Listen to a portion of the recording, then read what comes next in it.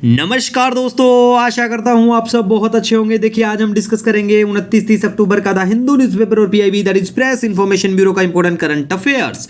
तो लीजिए guys start करते हैं। सबसे पहले बात करेंगे डब्ल्यूएचओ की ग्लोबल टीबी रिपोर्ट 2022 के बारे में। देखिए वर्ल्ड हेल्थ ऑर्गेनाइजेशन बिल्कुल ग्लोबल टीबी रिपोर्ट 2022 लेके आता है और इस रिपोर्ट में पाया गया कि प्यारे भारत में जो टीबी के केसेज हैं 2021 की अगर हम बात करें 21.4 लाख, जो कि 18% हाइयर हैं देन 2020 से।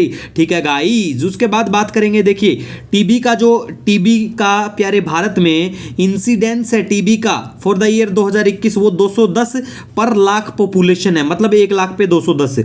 और 2015 की बात करें 256 पर लाख पॉपुलेशन, जिसे बेस लाइन कंसिडर किया जाता है। तो याद रखने वाली बात है ये। ठीक है, उसके बाद में बेसिक चीजें जैसे कि अगर हम ट्यूबरक्लोसिस टीबी के बारे में बात करें, ये किससे फैलता है? एक बैक्टीरिया होता है भैया, माइकोबैक्टीरियम ट्यूबरक्लोसिस। ठीक है, ये नाम होता है बैक्टीरिया का, उससे फैलती है। तो कई बार पूछ लेते हैं वायरस है, वायरल क्या कुछ है ना, कंफ्यूज हो जाते हैं बच्चे उसी चीज में। तो बेसिक चीजें हैं, बिल्कुल आपको पता होना चाहिए। इतना खास वैसे इस रिपोर्ट में कुछ है नहीं। उसके बाद में बात करेंगे Niksha.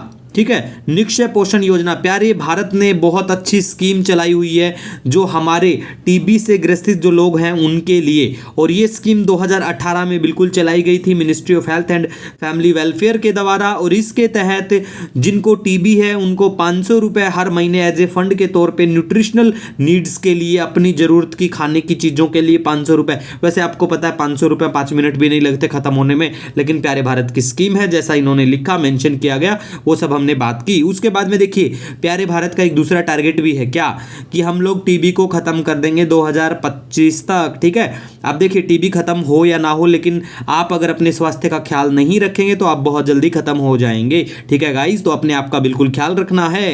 Health is real wealth.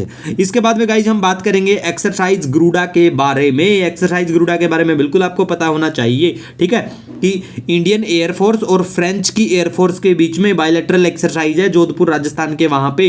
ठीक है, स्टार्ट हो चुकी है। ठीक है गाइस, तो पता होना चाहिए। और भी ग्रुड के नाम से ग्रुड शक्ति है, ग्रुड और भी बहुत सारी एक्सरसाइज है। पीछे के हमारे वीडियो देखना, हमने सब कुछ कवर किया है। लेकिन टाइम टू टाइम जो भी एक्सरसाइज आती है, बिल्कुल जो भी न्यूज होती है बिल्कुल बात करते हैं। ठीक है गाइस, उसके बाद में बात करते हैं तुलु और कोडावा। ये क्या है? ये लैंग्वेज कहाँ की क्या है भाई? ये कर्नाटका की है। ठीक है, अभी इशू चला हुआ है। ठीक है, तो आपको बिल्कुल पता होना चाहिए। उसके बाद में गाइस हम बात करते हैं काला नमक पैडी के बारे में, काला नमक राइस के बारे में। कहाँ की वैरायटी है ये? देखिए काला नमक जो है ना, नेपाल का जो बॉर्डरिंग एरिया है उत्तर प्रदेश के अगर हम बात करें तो यहाँ पे बिल्कुल इसकी खेती, इसको उगाया जाता है। ठीक है, और काला नमक राइस को बुधा राइस भी कहा जाता है। दूसरा देखिए, इस नमक की जो खेती करते हैं, मतलब इसका नाम है काला नमक राइस। ठीक है, तो इस काला नमक राइस की जब खेती करते हैं ना तो भाई ज़्यादा इसको बीमारियां या पानी की भी ज़रूरत नहीं होती है। इसीलिए कहा जाता है कि ये ऑर्गेनिक कल्टीवेशन के लिए सूटेबल है, क्योंकि इसमें ज़्यादा कुछ दिक्कत क्रिएट होती ही नहीं है, ना पेस्टिसाइड ज़्यादा डालना है ना कुछ डालना है। और दूसरा देखिए रेनफेड कंडीशन में भी उग जाता है, सबसे बड़ी बात है। और पानी की अगर हम बात करें ना तो देखिए बासमती जो राइस की वैरायटी है उससे कम पानी बिल्कुल इसको लगता है। ठीक है, बेसिक चीजें हैं, पता होना चाहिए। उसके बाद में गाइज हम बात करेंगे blue flag beach, blue flag certification के बारे में। अब देखिए ब्लू फ्लैग बीच के बारे में बात करें ना तो अब हमारे यहाँ प्यारे भारत में 12 हो गए हैं ब्लू फ्लैग बीच। ठीक है, अब देखिए मिनिकोय, अभी रिसेंटली 2 बीचों को शामिल किया गया है, मिनिकोय थुंडी और कोदमात बीच है। ये कहाँ पे है? लक्षद्वीप के ही है दोनों बीच।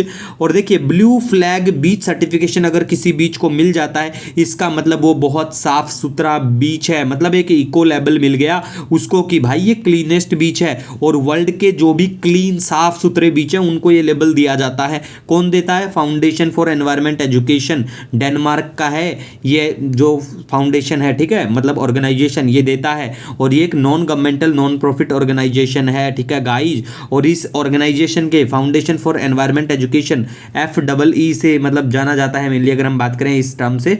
तो अगर हम बात करें फाउंडेशन फॉर एनवायरमेंट एजुकेशन के बारे में, इसके 5 और भी प्रोग्राम है, जैसे ब्लू फ्लैग सर्टिफिकेशन तो देता ही है, इको स्कूल्स का लेबल भी देता है, यंग रिपोर्टर्स फॉर एनवायरमेंट देता है, और ग्रीन की इंटरनेशनल भी बिल्कुल इसी का है ये इनिशिएटिव, और लर्निंग अबाउट फॉरेस्ट भी। तो देखिए पांचों याद ना रहे, 2-3 तो पता होना चाहिए, जैसे ग्रीन की इंटरनेशनल पूछा जा सकता है। ठीक है, उसके बाद में गाइज हम यहाँ पे बात करते हैं समरकंद डिक्लेरेशन। समरकंद डिक्लेरेशन किससे संबंधित है? ये SCO संघाई कोऑपरेशन ऑर्गेनाइजेशन से संबंधित है। बिल्कुल टेलीग्राम पे मैं पोस्ट कर दूंगा, नो नीड टू वरी। एक एक्टिव वेलकनो भी है गाइज, आपको पता होना चाहिए, एक्टिव वेलकनो। क्या नाम है? मोना लाओ, MAUNALOA, मोना लाओ। देखिए आपको दोनों मोना लाओ और समरकंद डिक्लेरेशन के बारे में बिल्कुल हम लोग टेलीग्राम पे पब्लिश कर देंगे। इसी के साथ गाइज देखिए, अगर आपका किसी भी तरह का कोई भी सजेशन सुझाव होता है regarding to our current affairs, क्या कुछ आपको नया चाहिए, तो बिल्कुल आप कमेंट या मेल कर सकते हैं। मिलेंगे एक नए वीडियो लेक्चर के साथ, तब तक के लिए हैव ए ऑसम डे।